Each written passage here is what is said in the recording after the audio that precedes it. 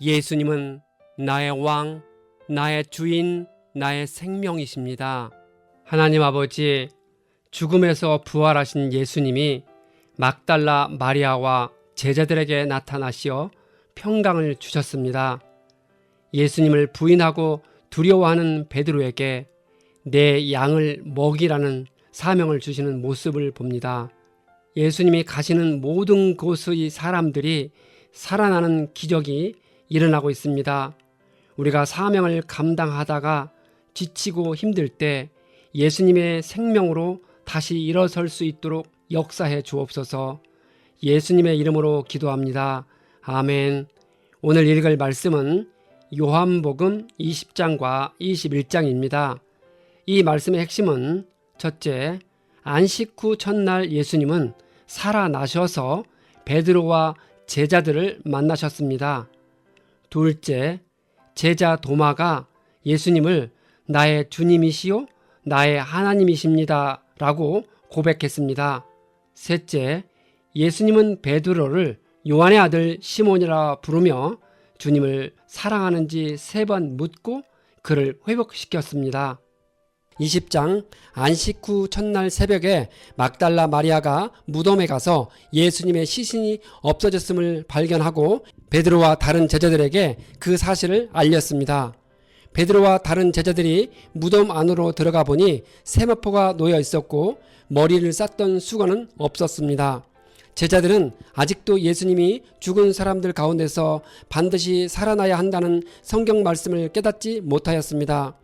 마리아는 무덤 밖에 서서 울면서 무덤 안을 들여다보다가 천사를 보았습니다.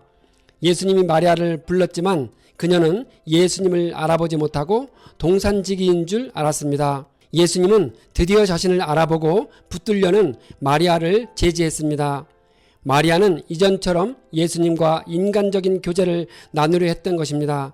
하지만 예수님은 그녀가 부활의 중요성을 깨닫기를 원했습니다.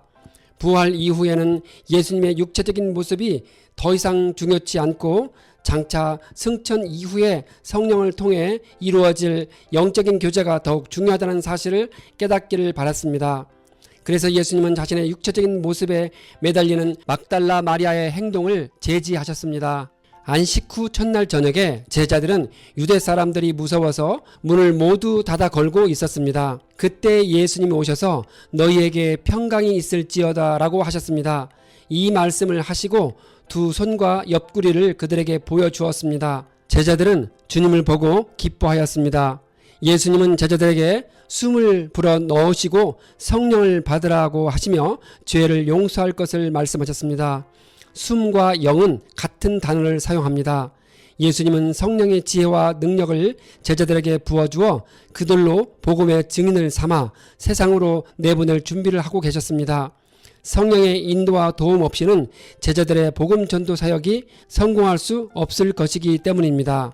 이때부터 대략 50일 후인 오순절에 제자들에게 성령이 불처럼 임하셔서 그들 각자의 마음속에 영구적으로 내주하셨습니다.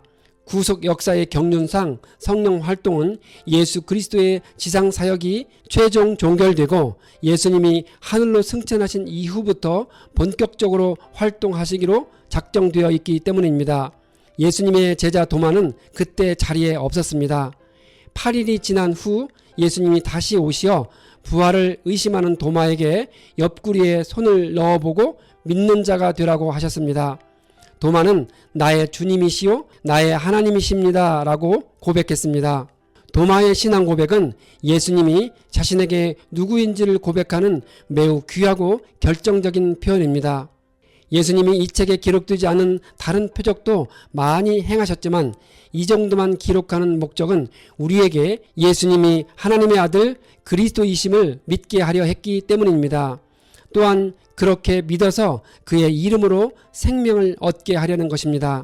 오늘까지 우리는 사복음서를 모두 읽었습니다. 지금까지 약 한 달 동안 복음서를 다 읽을 수 있었던 것은 우리를 배려하신 주님의 은혜임을 확신하게 됩니다.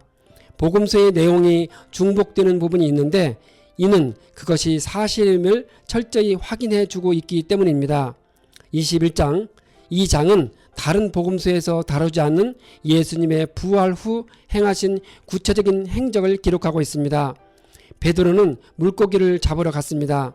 이는 베드로가 복음 전도자의 길을 저버리고 옛 직업으로 돌아갔다기보다는 갈릴리에서 예수님의 또 다른 지시를 기다리는 동안 자신이 할 수 있는 일을 했다고 보는 것이 옳을 듯합니다. 베드로와 제자들은 밤에 아무것도 잡지 못했는데 동틀 무렵에 예수님이 오셨지만 그들은 주님을 알아보지 못했습니다. 예수님은 그물을 배 오른쪽에 던져라 라고 하셨습니다. 제자들이 그물을 던지니 고기가 많아 들어 올릴 수가 없었습니다. 요한은 예수님인 줄 알아보고 베드로에게 주님이시다 하고 말했습니다. 요한은 그물에 수많은 고기가 든 것을 보고 맨 처음 예수님께 부름 받을 때의 똑같은 장면을 기억해내고 그분이 바로 부활하신 예수님인 줄 알아차렸던 것 같습니다. 예수님은 숯불을 준비하시고 생선과 떡을 준비하셨습니다. 제자들이 잡은 고기는 모두 153마리였습니다. 예수님이 제자들을 식사에 초대했을 때 그들은 거리상 예수님을 확실히 분간하기 어려웠습니다. 게다가 부활하신 예수님의 몸은 신령한 몸으로 생전의 몸과 약간 달랐습니다. 그래서 막달라 마리아와 엠마오 도상의 제자들도 쉽게 알아보지 못했습니다.